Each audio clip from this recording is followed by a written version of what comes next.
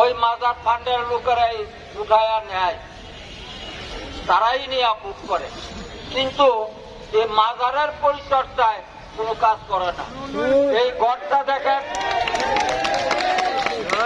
এই ঘরটা দেখেন, উপরের যে চৌচালাটা এটা আমি করে দিছি আমার টাকায়, কারণ এক সময় মাজারের একটা অন্যরকম অবস্থা ছিল, যার জন্য আমি করে দিছি আমার টাকায় এই মাজারটা।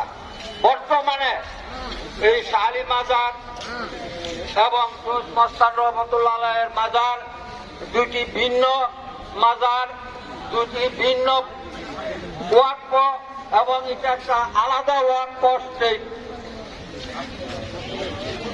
আলাদা ওয়াকফ স্টেট হওয়া সত্ত্বেও এটার পূর্ণ বিবরণ বলতে গেলে একটু সময় লাগবে, তাই আমি কারোর সময় নষ্ট করতে